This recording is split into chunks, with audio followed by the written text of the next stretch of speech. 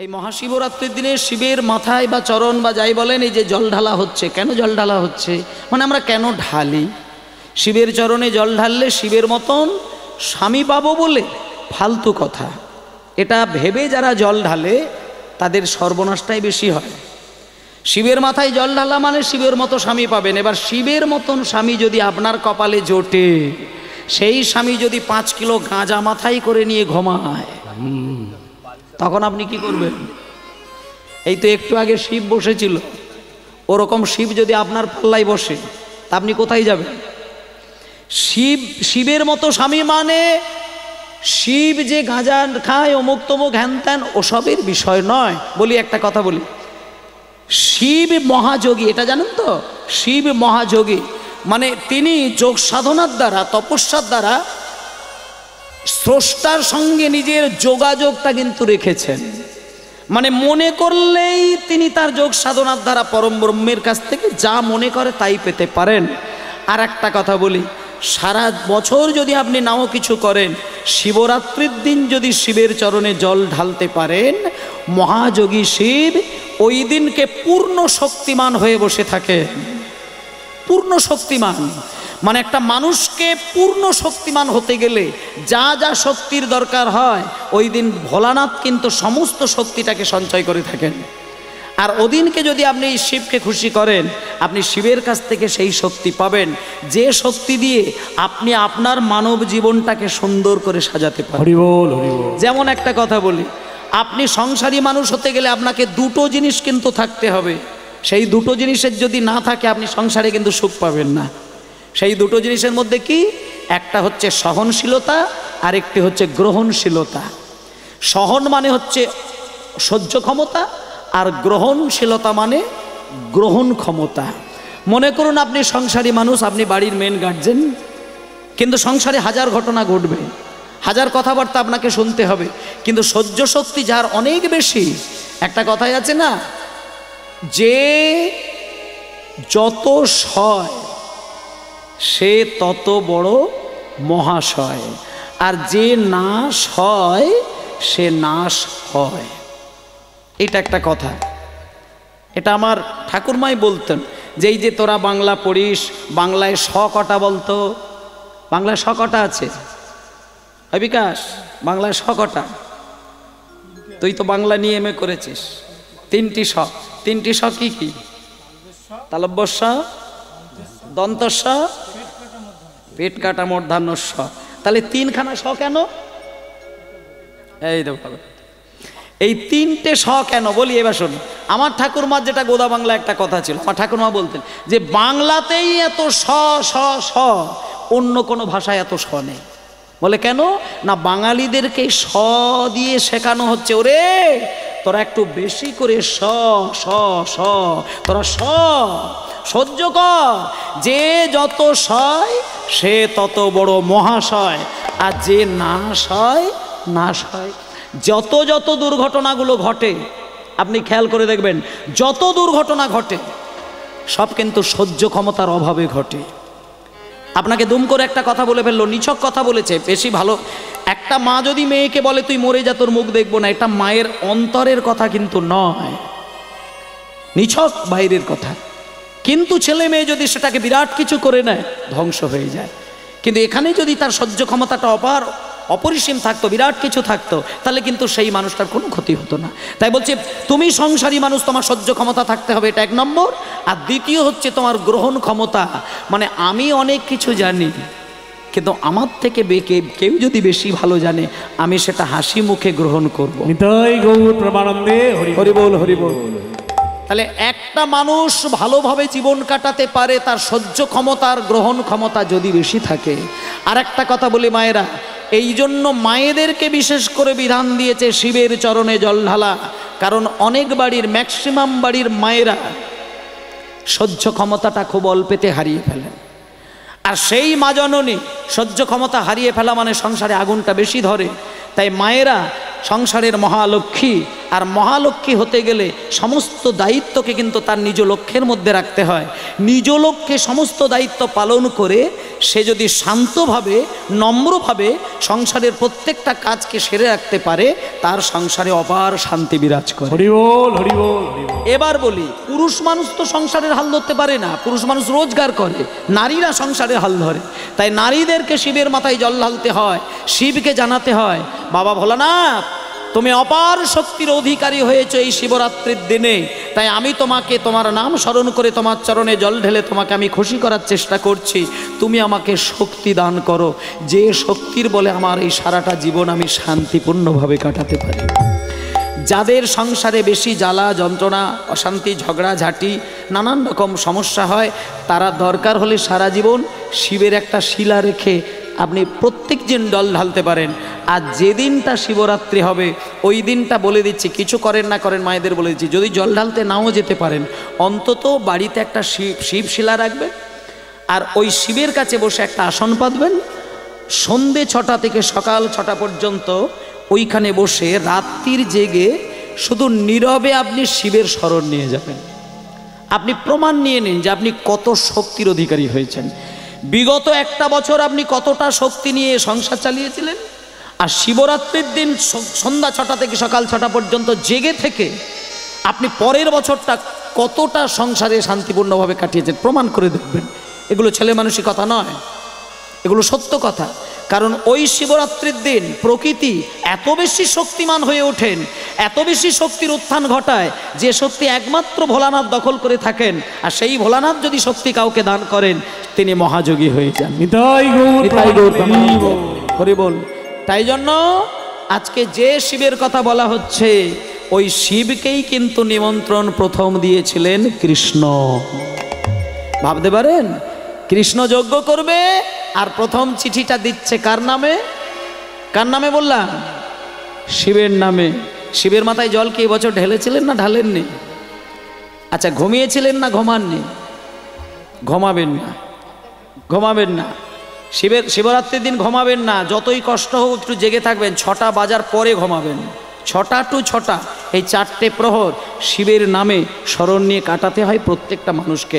সারা বছর ঘুমিয়ে যান, একটা রাত্রি ঘুমাবেন না, সেটা হচ্ছে শিবরাত্রির দিন ঘুমাবেন না। শিবরাত্রির দিন যদি শরীরকে শুইয়ে দেওয়া হয় ভূমি সংলগ্ন করে, তার হৃদয়ের অনেক শক্তি বরণ নিঃস্ব হয়ে যায়। ঘুমাবেন না, জেগে থাকবেন। মিনিমাম যদি কিছু না পারেন শুধু জেগে কাটাবেন, তাতেই আপনার উন্নতি হয়ে যাবে।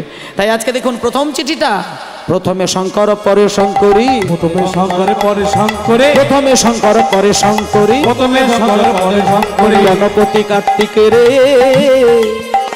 এবার লক্ষ্মী বিনা পানি শেষে পদ্মজনী, লক্ষ্মী বিনা পানি পদ্মজনী, লক্ষ্মী বিনা পানি, বিনা বাণী, লক্ষ্মী বিনা পানি পদ্মজনী।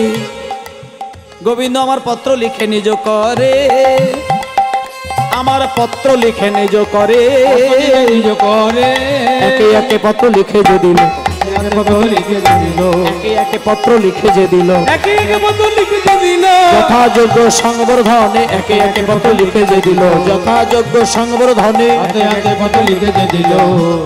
দাঁড়াও দাঁড়াও দাঁড়াও, সবার নামে চিঠি লেখা হয়ে গেছে। চিঠি লেখা হয়ে যাবার পরে পাশে দাঁড়িয়েছিল দাদা বলাই। বলাই দাদা মানে কে? বলাই দাদা মানে হচ্ছে কৃষ্ণের দাদা বলরাম।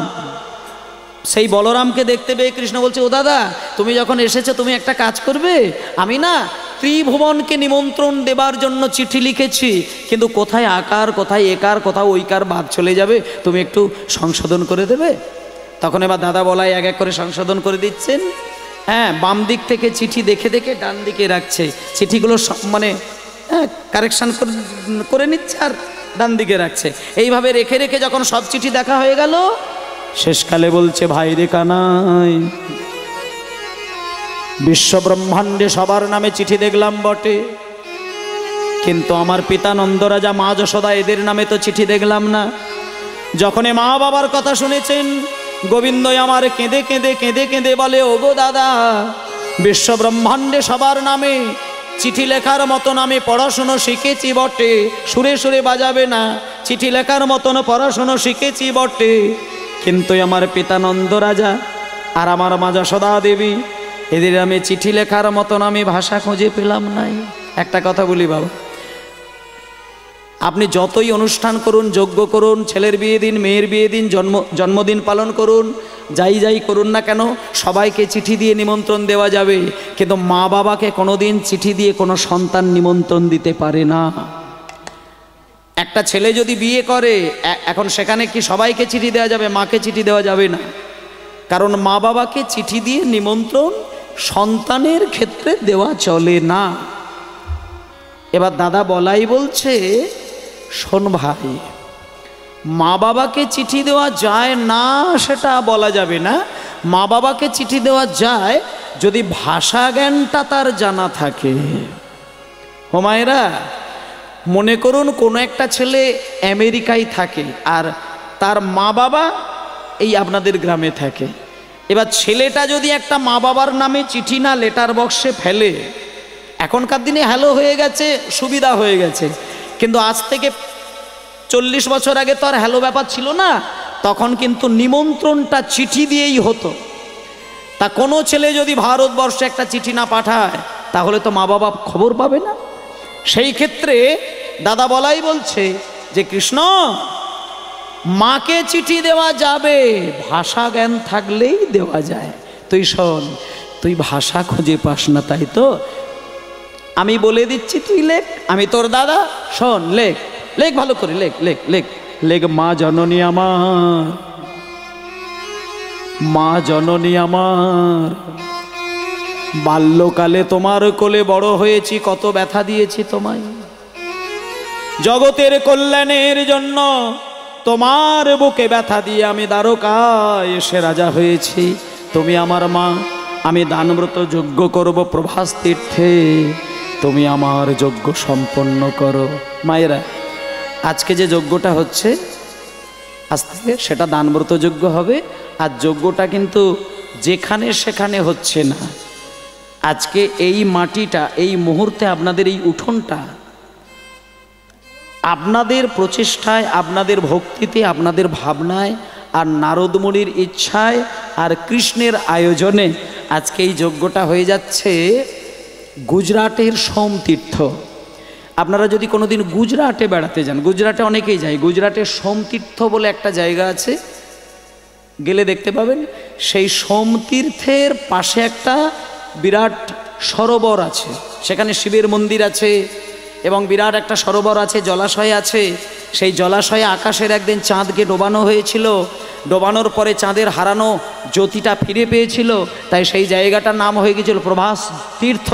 আর সেই প্রভাস তীর্থেরই পাড়ে কৃষ্ণ গিয়ে যজ্ঞটা করেছিলেন, যাতে ত্রিভুবনের লোক গিয়ে যেন বসার জায়গা পায়। সেই জন্য এবার আপনাদের বলে দিই, দানব্রত যজ্ঞটা গুজরাটের সোমতীর্থের পার্শ্ববর্তী জায়গা প্রভাস তীর্থ, সেইখানে হয়েছিল বলে সেই দিন থেকে যজ্ঞটার নাম হয়ে গিয়েছিল প্রভাস যজ্ঞ। নিতাই গৌর হরি বল। এবার আপনারাও প্রভাস যজ্ঞে যাবেন, আর আজকে কৃষ্ণও প্রভাস যজ্ঞে যাওয়ার জন্য চিঠি সবাইকে দিয়ে পাঠিয়ে দিয়েছেন। এবার সবার নামে চিঠি দিয়ে নারদমুনি সবাইকে চিঠি দেওয়ার পরে শেষে যখন রাধারানীকে চিঠিটা দিয়েছেন, তখন রাধারানী চিঠিটা পাবার সঙ্গে সঙ্গে আছাড় খেয়ে কাঁদতে শুরু করলেন। সঙ্গিনী রঙ্গিনী রূপ তরঙ্গিনী, সঙ্গিনী হরি হরি বল। রূপ তরঙ্গিনী সঙ্গিনী রঙ্গিনী রূপ তরঙ্গিনী সঙ্গিনী রঙ্গিনী রূপ তরঙ্গিনী বসিয়া মন্দির মাঝে, বসিয়া মন্দির মাঝে, আজ বসিয়া মন্দির মাঝে, আর মদন মোহন সহিত যাতনে, মদন মোহন সহিত যতনে, মদন মোহন সহিত যতনে। এবারে রাইকো করিলা সাজে, রায়কে করিলা সাথে, করিলা ভারে আর সঙ্গে নিরঙ্গিনী রূপ বড় হরি হরি রঙ্গিনী রূপ তরঙ্গিনী সঙ্গিনী রঙ্গিনী রূপ তরঙ্গিনী। এইবার এতদিন পরে রাধারানীর কাছে চিঠিটা আসলো। এবার মায়েরা রাধারানীর কাছে চিঠি পৌঁছে দিলেন নারদমুনি সাক্ষাৎ নিজেই। রাধারানী তো একবারে নিথর হয়ে কাঁদছে। ও মানে একটা মানুষ যদি বেঁচে আছে কি মরে গেছে কি করে প্রমাণ হবে মায়েরা? মানুষ মরে গেলে কি করে প্রমাণ হয়, আর বেঁচে থাকলে কি করে প্রমাণ হয়? বলছে কিছু হোক না হোক তিনটে জিনিসে প্রমাণ পাবে। কোন তিনটে জিনিস? কেউ বেঁচে আছে কি মরে গেছে তার প্রথম লক্ষণ হচ্ছে হাতের নাড়িটা ধরে দেখবেন, নাড়ি চলবে, চোখের দিকে তাকালে চোখের পলক পড়বে, আর নাকে নিঃশ্বাস বইবে। এ তিনটে যদি না থাকে জানতে হবে মানুষটা মারা গিয়েছেন। আজকে কয়েকটা দিন পরে নারদমুনি কৃষ্ণের কাছ থেকে রাধারানীর নামের চিঠিটা লিখে নিয়ে যখন রাধারানীর কাছে দিতে গেছে, মাঝখানে তো অনেকগুলো দিন কাটিয়ে দিয়েছে, তাই রাধারানীর কাছে এসে দেখছে রাধারানী মরে গেছে। নারদমুনি ভাবলেন রাধারানী মারা গেছে, কিন্তু মাথার সামনে ললিতা সখী মাথা নিচু করে কাঁদছে। তখন নারদমুনি ললিতাকে জিজ্ঞেস করছে রাধারানী কি মরে গেছে? তখন ললিতা বলছে, মুনিবর, আমাদের রাধারানী মরে গেছে কি বেঁচে আছে ওটা তার ওই হাতের নাড়ি, চোখের পলক, নাকের নিঃশ্বাস, এই তিনটে জিনিসে প্রমাণ হয় না। তাহলে কি করে প্রমাণ হয়? যদি কোনো ভাগ্যবান অনুরাগ অনুরাগিনী সখী একবার রাধারানীর দুটো কানে কৃষ্ণ নাম শুনিয়ে দেয়, তখন প্রমাণ হবে দেহটা স্থির থাকলেও তার দু চোখ দিয়ে দুবিন্দু জল গড়িয়ে যাবে। হরি বল হরি বল। তাহলে মানুষটা বেঁচে আছে কি মরে গেছে তার একমাত্র প্রমাণ কানের নাম শুনলে চোখে জল গড়ায়। বলুন কিরকম ধরনের শক্তি? রাধারানীর বিবরণে সেটাই বলছে। 100 বছর ধরে কাটার পরে নারদমুনি এসে যখন রাধার এই কানে একবার কৃষ্ণ নাম আর ওই কানে একবার কৃষ্ণ নাম, দুই কানে দুটো কৃষ্ণ নাম দুবার যখন শুনিয়েছে, রাধারানী শুয়েছিলেন কিন্তু চোখের দু কোণ থেকে দুবিন্দু জল গড়িয়ে পড়ল। সঙ্গে সঙ্গে নারদমুনি বলছে, রাধে ওঠো, আর কেঁদো না। তুমি 100 বছর কাঁদলে আমার দিকে তাকিয়ে দেখো, আমি নারদমুনি, আমি তোমায় চিঠি দিচ্ছি, দেখো লেখা রয়েছে কৃষ্ণ তোমার নামে চিঠি দিয়েছে। এবার মায়েরা সেই কৃষ্ণের লেখা চিঠিটা নারদের হাত থেকে রাধারানী পাবার পরে রাধার মনে এত আনন্দ, ললিতা বিশাখা চিত্রা চম্পকলতাকে বলছে, ওরে তোরা আমাকে নূতন শাড়ি পরিয়ে দে, নূতন করে গয়না পরিয়ে দে, নূতন করে সাজিয়ে দে, আমি আজকে প্রভাস যজ্ঞে যাব, সেইখানে আমার প্রাণ কৃষ্ণকে দেখব। বলো হে গৌর হরি বল, গৌর হরি বল, গৌর হরি বল। বলো হে বলো হে হরি বল, হরি বল, হরি বল। আচ্ছা এবার মায়েদের বলি, ললিতা বিশাখা চিত্রা চম্পকলতা সব থেকে দামি একটা শাড়ি পরিয়ে দিয়েছে, গয়না পরিয়ে দিয়েছে রাধারানী কৃষ্ণ দর্শনে যাবেন বলে। এবার আপনাদের একটা প্রশ্ন করব, রাধারানী যে আজকে এত নূতন করে সাজুগুজু করেছে, এটা কি আপনাদের ভালো লাগছে না খারাপ লাগছে? মানে এটা ভালো লাগার বিষয় না ব্যথা লাগার বিষয়? স্বাভাবিকভাবে কি মনে হয়? 100 বছর ধরে যে মেয়েটা কেঁদে কেঁদে কেঁদে কেঁদে কেঁদে কেঁদে তার মরণের দিকে চলে গিয়েছিল, 100 বছর পরে যখন নূতন করে আবার কৃষ্ণ ভাবনায় ভাবিত হলেন, নূতন করে সাজুগুজু করলেন, এটা কারোর ভালো লাগবে না এটা বলা যাবে না, প্রত্যেকেরই ভালো লেগেছে। কিন্তু মায়েরা একজনের কিন্তু ভালো লাগেনি, একজনের একেবারেই ভালো লাগেনি। মানে সে একেবারে হাড়ে হাড়ে জ্বলছে। সে কে? কে সে? পছন্দ করে না, বৌদি সাজুগুজু করেছে, এটা ভালো লাগছে না, সঙ্গে সঙ্গে দাদার কাছে গেছে। কে বলুন তো? রাধারানী না দুটো বাঘিনীর মাঝখানে বাস করে, এক হচ্ছে জটিলা আর একটি হচ্ছে কুটিলা। কুটিলা হচ্ছে ননদী আর জটিলা হচ্ছে শাশুড়ি। আর জটিলা যে শাশুড়ি, বর্তমানে আমি ভগবানকে জানাই যেন আমার শত্রুরও যেন এরকম শাশুড়ি কপালে না জোটে। আর আজকালকার দিনে যা মায়েরা আছেন ওরকম শাশুড়ির কাছে এক পলক থাকতে পারবেন না, এক পলকও টিকতে পারবেন না।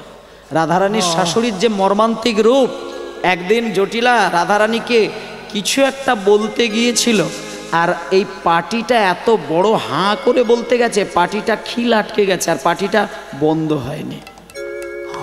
মানে কোন দিন ঘটেছিল জানেন তো? একদিন সোনার কলসি করে যমুনায় জল আনতে গেছে আর ঘটনাচক্রে কলসিটা হারিয়ে ফেলেছিল। এবার বাড়িতে এসেছে, শাশুড়িমার কাছে কলসি নিয়ে দাঁড়াতে পারে না বলে শাশুড়িমা বলছে, বৌমা কলসি কোথায়, সোনার কলসি কোথায়? বলি সোনার কলসি কোথায়? রাধারানী শুধু বলেছেন, মা আমি সোনার কলসি হারিয়ে ফেলেছি। বলার সাথে সাথে এমন একটি ঝেড়ে গাল দিতে গেল, আর কি সে গাল বন্ধ হয়? হাঁ হয়ে 72 ঘন্টা ছিল। এবার 72 ঘন্টা পরে কে এসেছে? কবিরাজ আসলেন। এখন কবিরাজ এসেছে, কবিরাজকে তো এখন সারাতেই হবে। কবিরাজ মোটামুটি কোনো রকম ভাবে ওই খিলটাকে সারিয়ে দিয়েছে।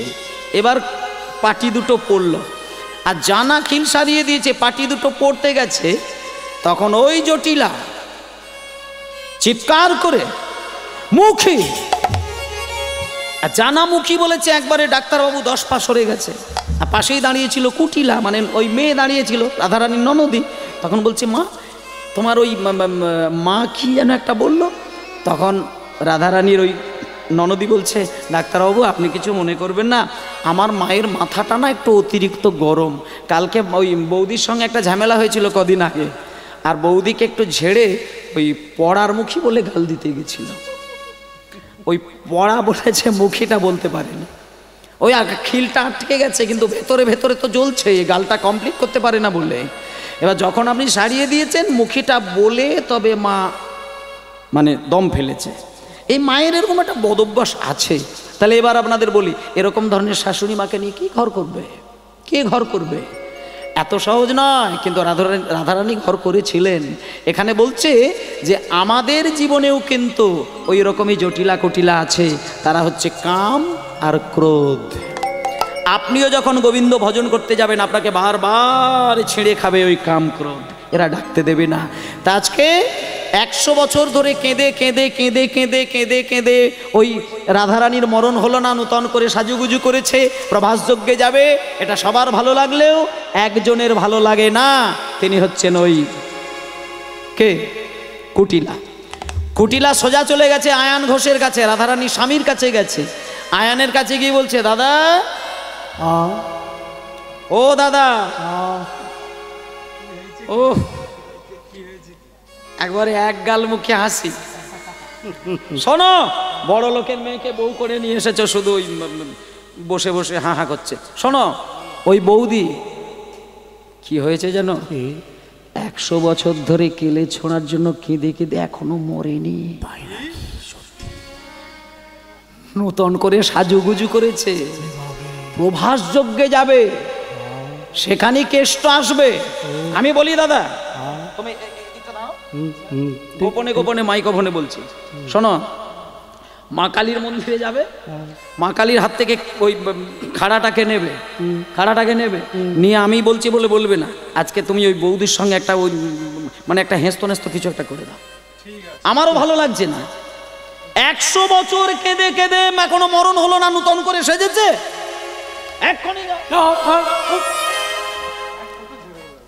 সঙ্গে সঙ্গে এইবার মায়েরা, আয়ান তো একেবারে আর কোনো কথা না বলে একদম কালী মন্দিরে গেল। কালী মন্দিরে গিয়ে মা কালীর কাছ থেকে খাড়াটাকে টানলো। বাবা, আমারই ভয় লেগে যাচ্ছে, আসতে। এইবার আয়ান মা কালীর কাছ থেকে খাড়াটা নিয়ে আসতে সোজা গুটি গুটি পায়ে। রাধারানী তো তখন একেবারে সর্ব অলঙ্কারে ভূষিতা। রাধারানী একবারে নূতন করে সাজুগুজু করে ঘোমটা টমটা দিয়ে একেবারে পরিপাটি হয়ে ব্যাস মানে সবে ঘর থেকে বেরিয়ে স্বামীর কাছ থেকে অনুমতি নেবে বলে বেরোচ্ছে, এমন সময় আয়ান একে রাধে বলি তুমি কোথায় যাবে? এমন সময় কোথায় যাবে? তখন রাধারানী বলছে স্বামী আজকে আমি না ওই নতুন করে শাড়ি পরেছি, সর্ব অঙ্গে দামি দামি গয়না পরেছি, আজকে আমি একটু নতুন করে সেজেছি। আমি কোনোদিন কিন্তু এটা করিনি, আর কোনোদিন এটা আমি আপনাকে বলিও না। আজকে আমি একটু কৃষ্ণ দর্শনে যাব, আপনি আমাকে একটু অনুমতি দেবেন? মানে এ কি কথা? তুমি না অন্য স্ত্রী? যাও ঘরে যাও, যাও ঘরে যাও, যাওয়া যাবে না।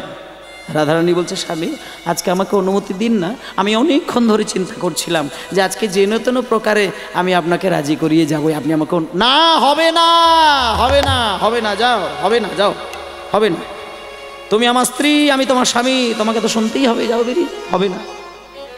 রাধারানী তখন কি বললো জানেন? রাধারানী বলছে স্বামী আজকে যদি আমাকে আপনি অনুমতি না দেন, আজকে আপনার কথা শুনবো না, আমি জোর করে বেরিয়ে যাব, জোর করে বেরিয়ে যাব। বাহ, জোর করে বেরিয়ে যাব? তুমি আমার স্ত্রী, আমি তোমার স্বামী, আমার কথা শুনবে না? তুমি যদি আমার কথা না শুনে জোর করে বেরিয়ে যাও, আমি তোমার শাস্তি দেব। এবার যখনই বলেছে এই খাড়াটা দিয়ে যখন বলেছে শাস্তি দেব, এইবার রাধারানী ঘুরে গেলেন। রাধারানী বলছে কি বললে? শাস্তি দেবে? তুমি আমায় শাস্তি দেবে? তুমি আমাকে শাস্তি দেবে? তুমি আমায় জানো আমি কে? এতদিন তোমার সঙ্গে আমি ঘর করেছি, এতদিনেও যদি তুমি আমায় চিনতে না পারো, তুমি আমাকে আজকে চিনে নাও আমি কে। আজকে তুমি আমায় চিনে নাও। বলে চেনো না তুমি যে মোরে, হরি হরি চেনো না তুমি যে মোরে, চেনো না তুমি যে মোরে। গেছিলাম আমি তোমারই ঘরে, গেছিলাম আমি তোমারই ঘরে, গেছিলাম আমি তোমারই ঘরে। এত বলি হইল অপরূপ, এত বলি হইল অপরূপ, এত রূপ হইল অপরূপ। রাধিকা ধরিল কালিকা রূপ, হরি হরি হরি হইল কালিকা রূপ, রাধিকা ধরিল কালিকা রূপ, রাধিকা ধরিল কালিকা রূপ, ধরিল কালিকা রূপ, রাধিকা ধরিল কালিকা রূপ। কালী হয়ে দাঁড়ালো, হয়ে দাঁড়ালো আমাদের রায় বিনোদিনী কালী হয়ে দাঁড়ালো, হে বিনোদিনী কালী হয়ে দাঁড়ালো। মায়েরা কৃষ্ণ কালী, কৃষ্ণ কালী, কৃষ্ণ কালী এটা সবাই জানেন, কিন্তু শুধু কৃষ্ণ কালী হয়েছিল তা নয়, রাধারানীও কিন্তু কালী হয়েছিলেন একদিন, সেটা এই আজকের দিনে। যেদিনকে আয়ান প্রচণ্ড রেগে গিয়ে খাড়া নিয়ে শাস্তি দেবে বলে রাধারানীর সামনে দাঁড়িয়েছিলেন, সেদিন কিন্তু রাধারানী নিজ রূপ ত্যাগ করে স্বয়ং মা কালীর রূপ ধারণ করে আয়ানকে আছাড় খাইয়ে দিয়েছিলেন। তাই মায়েরা আজকে রাধারানীর মধ্যে যখন সম্পূর্ণ কালীরূপ দর্শন করলেন, সঙ্গে সঙ্গে আয়ান খাড়া ছেড়ে দিয়ে রাধার চরণ ধরে কাঁদতে লাগলেন। রাধারানীর দুটো চরণ ধরে মা, মা তুমি আমার আরাধ্যা দেবী, মা এতদিন তুমি আমার স্ত্রী রূপে বিরাজ করেছ, আমি তোমায় চিনতে পারিনি মা, চিনতে পারি না মা, চিনতে পারি না মা। এই বলে মায়েরা আজকে রাধারানীর চরণ ধরে কে? তার স্বামী নিজেই মাকে ডাকতে লাগলেন। তাই আজকে সব দিন তো এই সৌভাগ্যটা হয় না মায়েরা। আজকে যেহেতু আয়ান ঘোষ তার স্ত্রীর চরণ ধরে মাকে ডাকতে লেগেছে, শুরু করেছে, আমরাও কিন্তু এই শুভক্ষণে একটুখানি হাত জোড় করে বসুন, সবাই আমরা রাধার চরণ ধরে আমরাও একটু মাকে ডাকবো। আমরাও একটুখানি, এই সৌভাগ্যটা সবার হয় না, রাধার চরণ ধরে মাকে ডাকা, এটা অনেক ভাগ্য ভালো থাকলে হয়। সুযোগ হয়েছে, আমরা একটুখানি রাধারানীর চরণ ধরে ও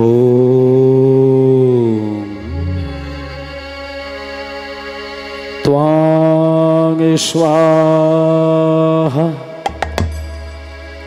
त्वां स्वधा त्वां हे वषटकार शरात्मिका सुधात्मक्षरे नीते त्रिधा मात्रात्मिका स्थिता पारधमात्रा स्थिता नित्या यानि चर्या विशेषतः त्वमेव शातं सावित्री तं देवी जननी परा त्वयैव धर्याते सर्वां त्वयैतस्सिज्यते जगत् त्वयैतत्पल्लाते देवी तमादशन्ते च सर्वदा विशिष्ट सृष्टिरूपातं स्थितिर्वाच बालने तथा संहृति रूपन्ते जगतहास जगन्मय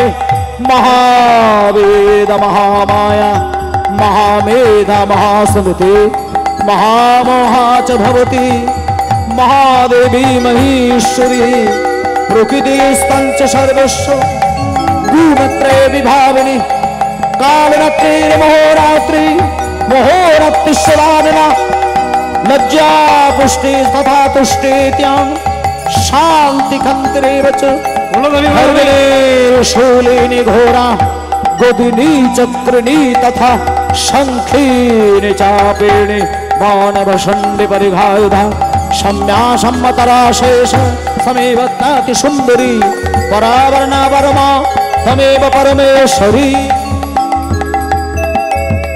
परमेश्वरी परमने परमेश्वरी परमेनो पिताई गौर हरि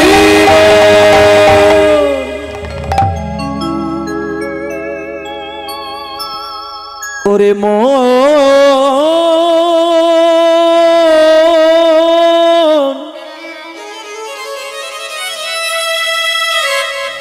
मोनामा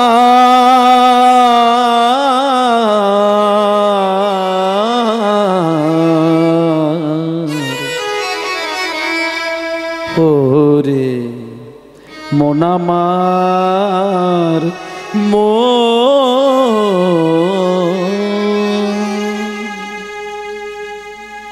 भूलो ना दक्षिणा काली मायरा माয়ের স্তব আমরা মন দিয়ে শুনলাম। এবার ছোট্ট করে একটুখানি মায়ের গান, এবং এটা তত্ত্বপূর্ণ গান, এমনি এমনি গান নয়। এই গানটা শুনলে মানুষ জানতে পারবে যে কীর্তন শোনা কেন হয়, কি জন্য কীর্তন শুনব। একটা মানুষের নৈতিক চিন্তাটা কি হওয়া উচিত এই গানটার মধ্যে দেখুন। ভুলো না দক্ষিণা কালী বদ্ধ হয়ে মায়া জালে ভেবে দেখ মন কেউ কারো নয়, কেউ কারো নয়, শুধু মিছে ভ্রম, মিছে ভ্রম। এই ভূমণ্ডলে ভেবে দেখ মন, ভেবে দেখ মন কেউ কারো নয়, মিছে ভ্রম ভূমণ্ডলে ভেবে দেখ। তাই গৌর হরি হরি নয় মিছে ভব ভবনে ভেবে দেখ মন কেউ কারো নয়। যার জন্যে মর ভেবে সে কি তোমার সঙ্গে যাবে, যার জন্যে মর মিছে থেকে তোমার সঙ্গে যাবে। বলো যার। আচ্ছা মায়েরা, একটা ছেলে সারা জীবন ওমা ওমা ওমা ওমা মা মা মা মা মা মা কেন বলে বা কে বলে? কোন ছেলে একটু বেশি করে মামা করে বলুন? আর যে ছেলে দেখবেন মা মা মা মা করে, সবাই পছন্দ করলেও তার বউ কিন্তু পছন্দ করে না। বলে আমাকে অগ্নি সাক্ষী করে বউ করে নিয়ে এসেছো, আর সবসময় মা মা করার কিসের দরকার? শুধু মা মা মা মা মা। শোনো, আমি দুটো পরামর্শ দিই তোমাকে। ওই জন্য বর্তমানে দেখবেন সুন্দরী মেয়েকে বউ করলো, কিন্তু মা যে তার নিজের সর্বস্ব ধন দিয়ে নারী ছেদন করে স্তনদুগ্ধ পান করিয়ে আদর দিয়ে ভালোবাসা দিয়ে স্বামীর সমস্ত টাকা শেষ করে দিয়ে ছেলেটাকে মানুষ করলো, ততদিন পর্যন্ত ঠিক ছিল। আর যখনই একটা সুন্দরী মেয়েকে বউ করলো, বউ এসে যখন গুরুমন্ত্র দিল, ব্যাস পরের দিনে বাজারে গিয়ে বড় হাঁড়ি কড়া খুন্তি গ্লাস থালা বাটি কিনে আলাদা রান্নাঘর হয়ে গেল। এই হয়ে যাচ্ছে, আর মায়ের ব্যাপার নেই। তাহলে কোন ছেলে মাকে ডাকলো? যে ছেলে বউকে ভালোবাসে সে মাকে অত ম্যামা করে ডাকে না, কিন্তু যে বউকে ভালোবাসে না, মায়ের স্নেহ মায়ের প্রতি শ্রদ্ধা অর্পণ করে, সে কিন্তু মাকে ডাকে। কিন্তু একটা কথা বলছে, যে ছেলে সারা জীবন বউ বউ করে গিয়ে মাকে ভুলে গেল, তার ক্ষেত্রে কি হলো এই গানটার মধ্যে বলছে দেখুন। যার জন্যে মরলি ভেবে সে কি তোমার সঙ্গে যাবে? যার জন্যে মরলি মিছে সে কি তোমার সঙ্গে যাবে? বলে যার জন্যে মরলে মিছে সে কি তোমার সঙ্গে যাবে? যার জন্যে মরলি মিছে সে কি তোমার সঙ্গে যাবে? ওমা ওমা দাঁড়াও দাঁড়াও দাঁড়াও দাঁড়াও দাঁড়াও। ছেলে মারা গেলে মা বাবার কি দুর্গতি হয়, আর স্বামী মরে গেলে স্ত্রীর কি দুর্গতি হয়। আমরা তো হিন্দু সনাতন ধর্মের মানুষ, আপনারা এটা ভালো জানেন।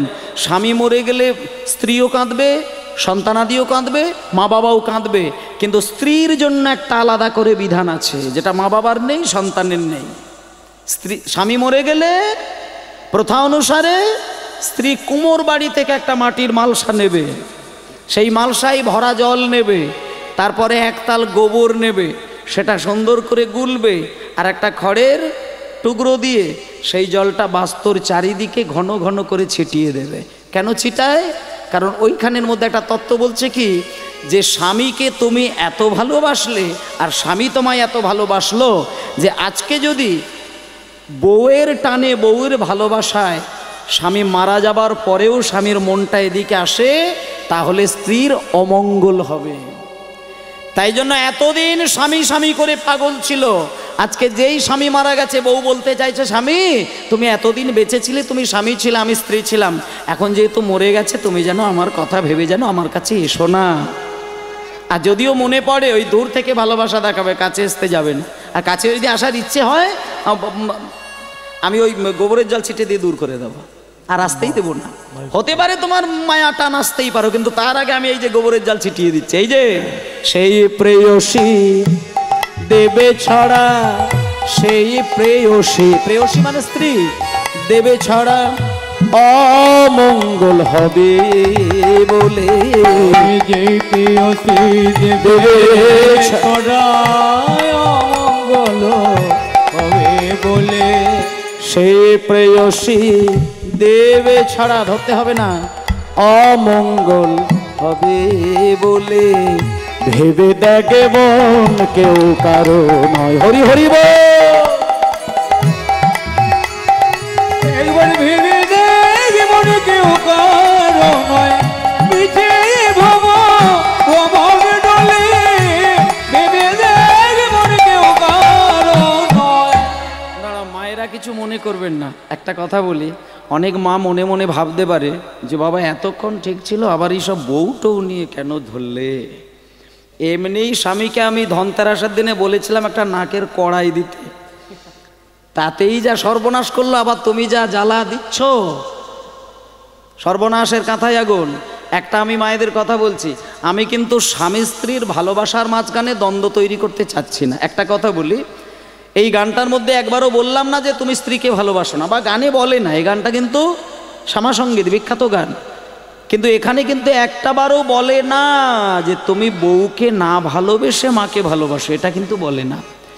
সবাইকে এটাই বলতে চাইছে, যাকে অগ্নিসাক্ষী করে বউ করেছ, যাকে সাত পাকে বেষ্টন করে বিয়ে করেছ, তাকে তুমি ভালোবাসো, কিন্তু তাকে ভালোবাসতে গিয়ে তোমার মা বাবার ভালোবাসাটা যেন বলি না হয়ে যায়, এইটা শুধু বলতে চাইছে।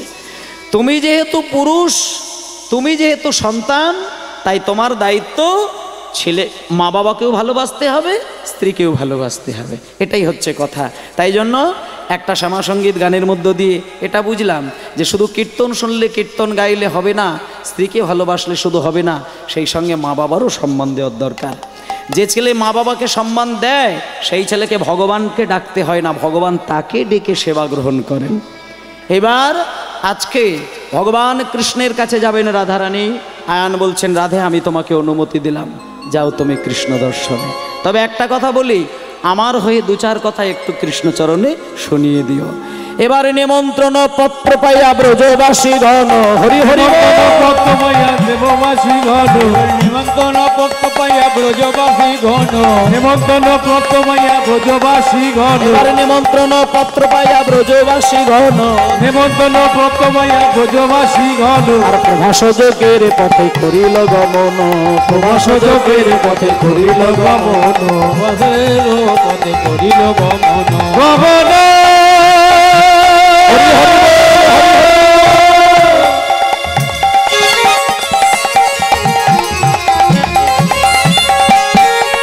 করিল রে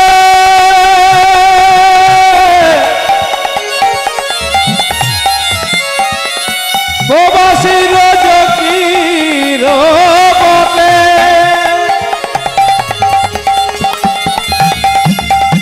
করিল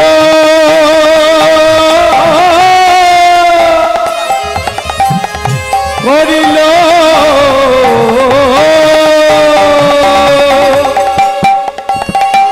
যজ্ঞের পথে করিল গমন, যজ্ঞের পথে করিল গমন, আর প্রভাস যোগের পথে করিল গমন, যজ্ঞের পথে করিল গমন। শকট ভরিয়া নিল দধি দুগ্ধ ছানা, হরিণ নিল নদী দুর্গ ছানা, আর শকট ভরিয়া নিল দধি দুগ্ধ ছানা, ভগব ভরিয়া নিল নদী দুর্গ ছানা, আর ফলমূল কত নিল না যাই গণনা, ফলমূল কত নিল যাই গমনা, কত নে গমনা। দাঁড়াও দাঁড়াও, সবাই মিলে আজকে চলেছে প্রভাস যজ্ঞে। এবার রাধারানী মনে মনে চিন্তা করছে, আমিও প্রভাস যজ্ঞে যাব রাধারানী হয়ে, শ্রীরাম সুদামও যাবে, মা যশোদা দেবীর জলও যাবে। কিন্তু মায়েরা, রাধারানী মনে মনে চিন্তা করছে, যারা আজকে মায়েদের দল যাচ্ছেন, তারা এক গরুর গাড়ি করে ক্ষীর, সর, ছানা, ননি, মাখন সাজিয়ে নিয়ে যাচ্ছেন। আর যারা শ্রীরাম সুদামের দল, তারা গরুর গাড়ি বোঝাই করে পাকা পাকা বৃন্দাবনের সুমিষ্ট ফল নিয়ে যাচ্ছেন। রাধারানী ভাবছে, আমি কি নিয়ে যাব? আমি এমন একটা জিনিস নিয়ে যাব যাতে কৃষ্ণচন্দ্র কারোর দিকে না তাকিয়ে আমার দিকেই তাকিয়ে থাকেন। তাই আজকে রাধারানী কি নিয়ে যাচ্ছেন দেখুন। সখী শোনে বিনোদিনী যুকতি করিয়া, সখী শোনে বিনোদিনী যুকতি করিয়া, সখী শোনে বিনোদিনী যুকতি করিয়া, আর বিনা সুতোর মালা গাতে হরষিত হইয়া, বিনা সুতোর মালা গাতে হরষিত হইয়া, বিনা সুতোর মালা গাতে হরষিত হইয়া, আর বিনা সুতোর মালা, বিনা সুতোর মালা। একটা বিনা সুতো দিয়ে দাঁড়াও মালা তৈরি করেছে। এই যে মালাটা আমাকে দিয়েছেন, এই মালার ভেতরে সুতো দিয়ে ফুলগুলো একত্রিত করা রয়েছে।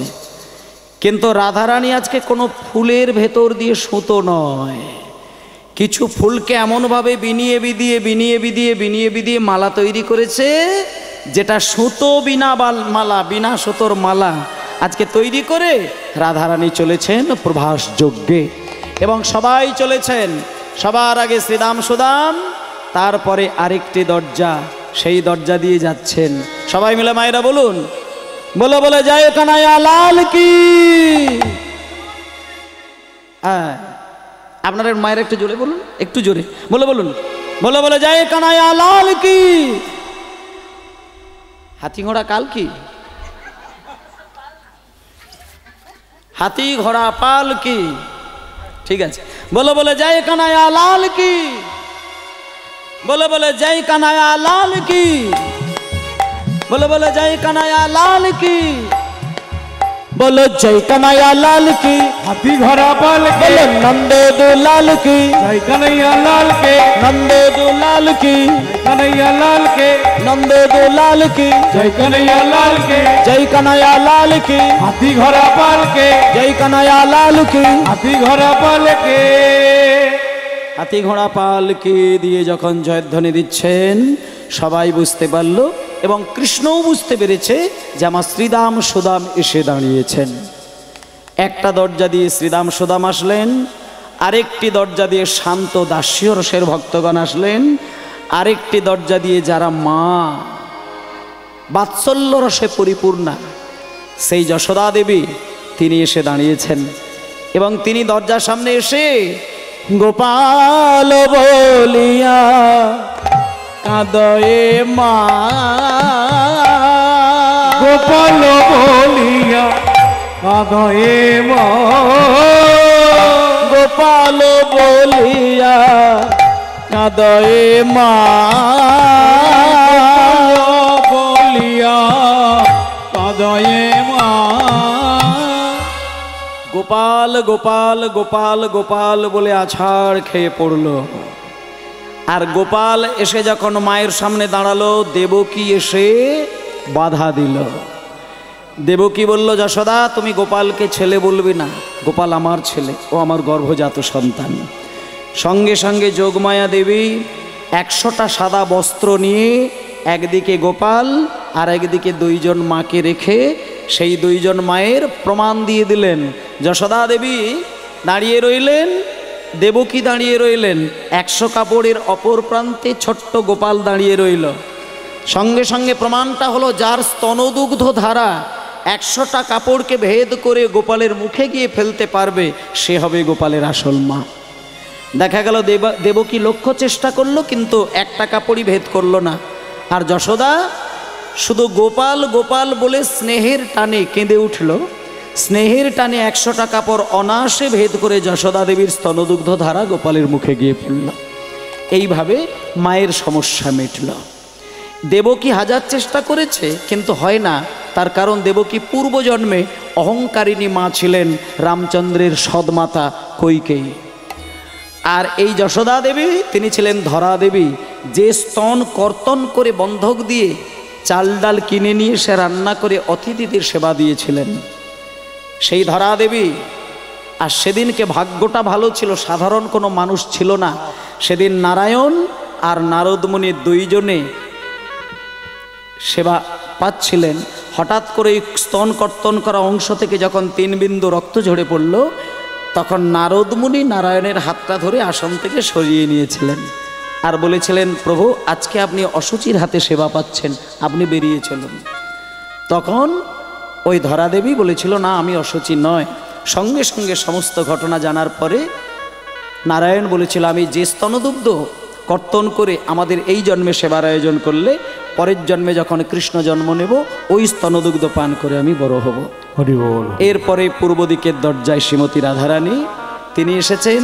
তিনি যখন রাজবেশ দেখতে পেলেন তখন ক্রন্দন করলেন এবং সেই রাজবেশ দেখে ক্রন্দন বুঝতে পেরে তখন সাক্ষাৎ ভগবান কৃষ্ণ রাজার বেশ ছেড়ে দিয়ে বৃন্দাবনের রাখাল বেশ রূপ ধারণ করলো এবং রাখাল বেশে কৃষ্ণ হয়ে তার পাশে রাধারানী দাঁড়ালেন এবং রাধা কৃষ্ণের যুগল রূপ সবাই মিলে দর্শন করলেন।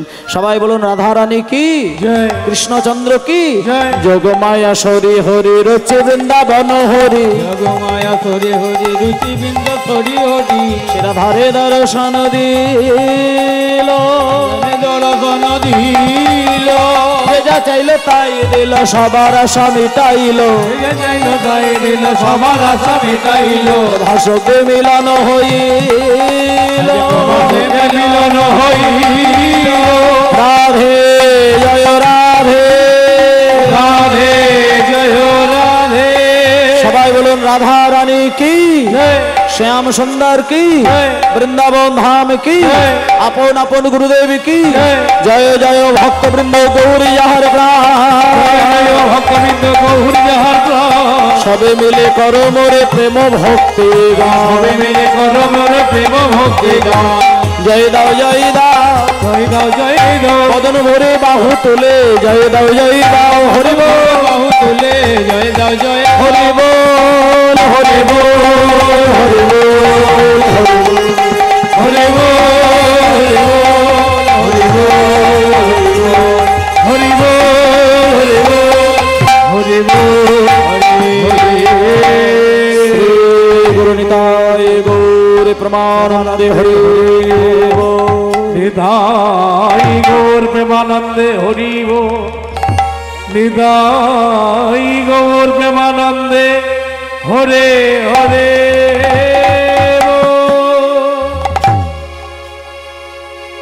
एक बार कृष्ण बोले बाहु तुले नाचो रे मन पथे पथे कृष्ण बोले बाहु तुले नाचो रे मोर पथे पथे एक बार कृष्ण बोले बाहु तुले नाचो रे मन पथे पथे हरि बोल कृष्ण बोले बाहु तुले नाचो रे मोर हरि बोले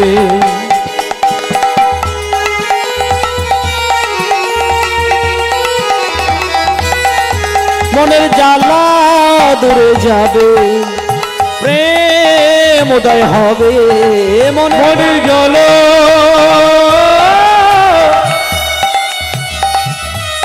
মনের জ্বালা দূরে যাবে কৃষ্ণ প্রেম উদয় হবে একবার কৃষ্ণ বলে বাহু তুলে নাচো রে মন পথে পথে কৃষ্ণ বলে বাহু তুলে নাচো রে মন পথে পথে কৃষ্ণ বলে বাহু তুলে নাচো রে মন পথে পথে হলো ধরে হলো ধরে হলো ধরে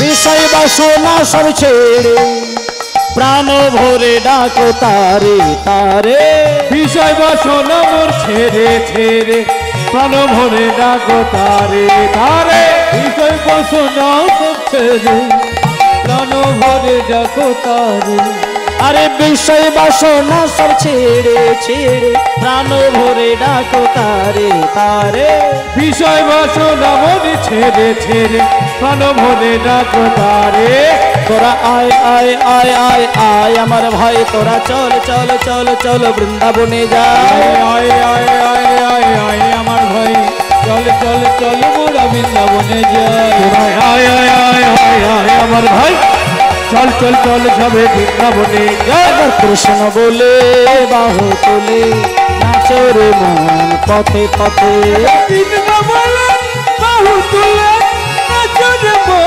পথে পথে সবাই মিলে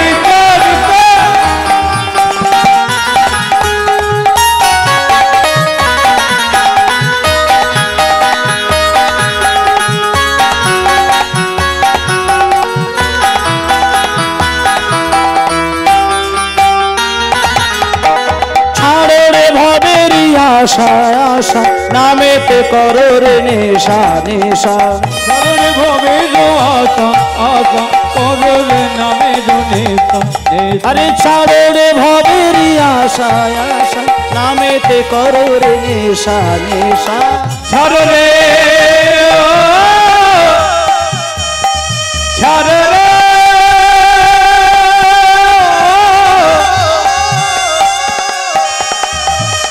ছাড়ো রে ভাবের আশা আশা আশা আশা ছাড়ো রে যাবে নেশা ছাড়ো রে নামের আশা ছাড়ো রে নামের নেশা আয় আয় আয় আয় আয় আমার ভাই চল চল চল সবে বৃন্দাবনে যাই হরি হরি হরি হরি চল চল চল মোরা বৃন্দাবনে যাই এ নামে নেই কোনো কাছে, এ নামে আছে শুধু শান্তি, এ নামে নেই কোনো কাছে, এ নামে আছে শুধু শান্তি। হরি বল হরি বল হরি বল হরি বল